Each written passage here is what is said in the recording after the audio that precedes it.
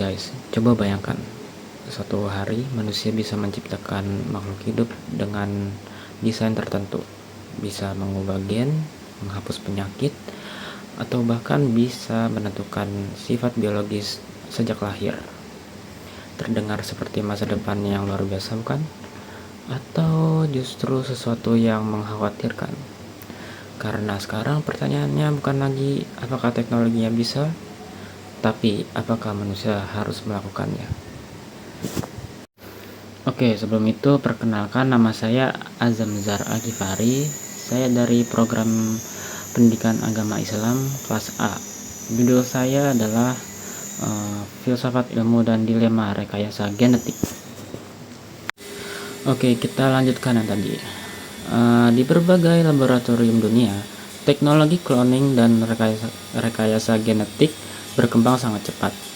Para ilmuwan berhasil memodifikasi DNA, mengembangkan terapi gen, bahkan membuka kemungkinan menciptakan organisme dengan karakteristik tertentu. Banyak pihak yang menyebutnya dengan optimisme,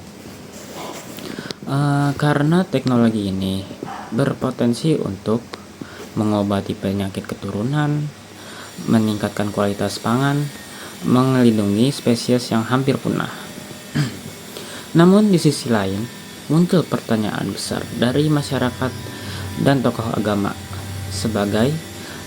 Sebagian menganggap manusia mulai melampaui batas moral, sementara yang lain percaya teknologi hanyalah alat dan yang menentukan baik atau buruk adalah cara penggunaannya.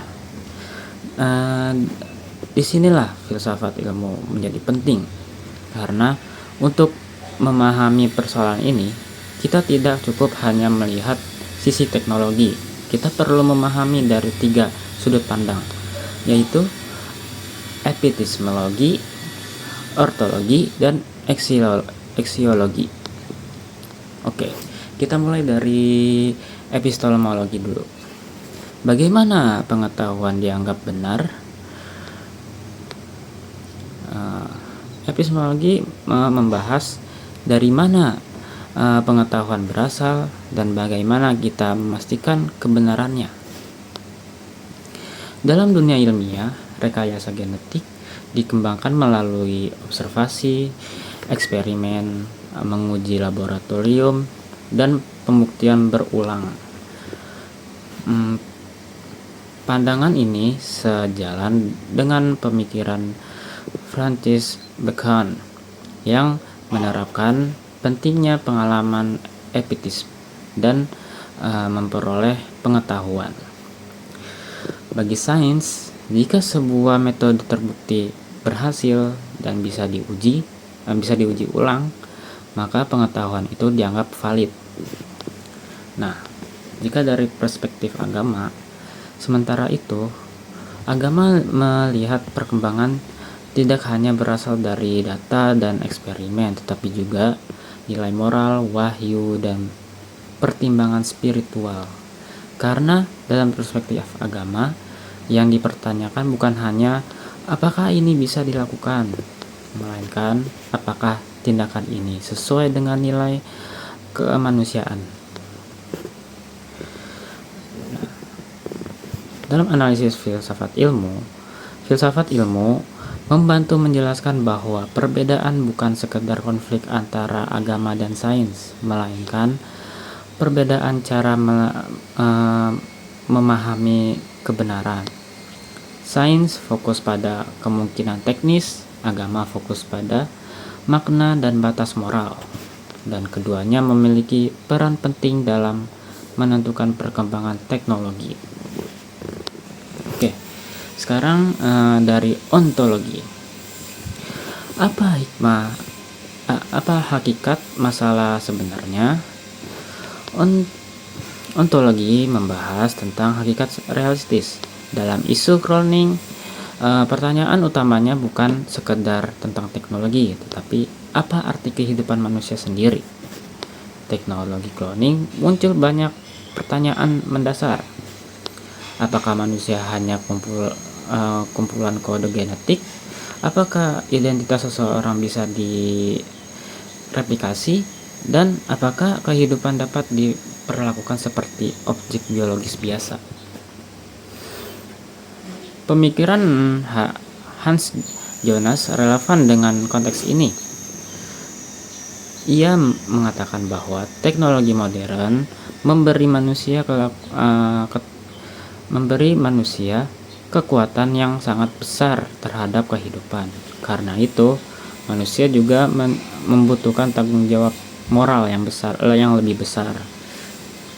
Disinilah muncul dua sudut pandang berbeda. Ilmuwan melihat DNA sebagai sistem biologis yang dapat dipelajari dan dimodifikasi. Sementara agama melihat kehidupan sebagai sesuatu yang memiliki nilai sakral. Jadi, debat sebenarnya bukan hanya soal cloning, tetapi tentang bagaimana manusia memahami makna kehidupan. Oke, yang ketiga ini aksiologi.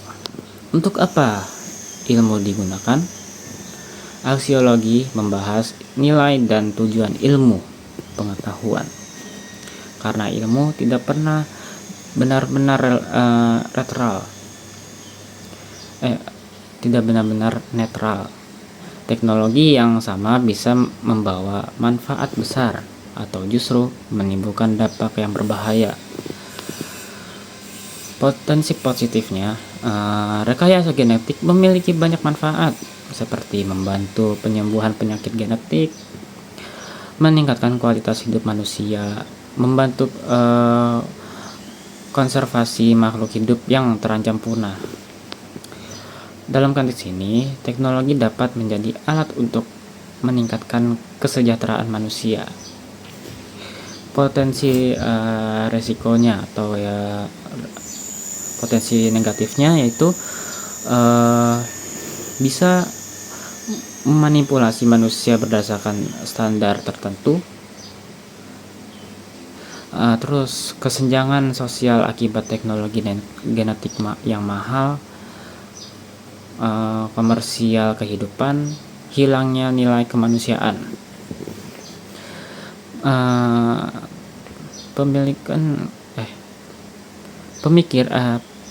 Pemikiran dari Karl Popper itu menjadi penting di sini.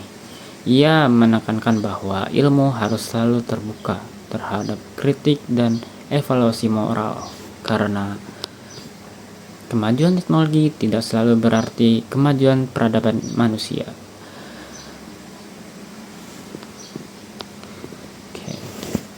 Nah, sekarang bagaimana filsafat ilmu membantu menilai dampak etis dari teknologi ini?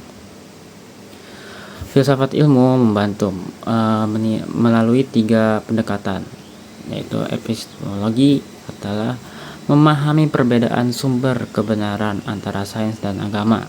Ontologi membahas hakikat kehidupan dan identitas manusia. Aksiologi menilai apakah ilmu digunakan untuk kebaikan bersama. Artinya, penilaian etis tidak cukup hanya berdasarkan kemampuan teknologi, tapi juga harus mempertimbangkan nilai kemanusiaan.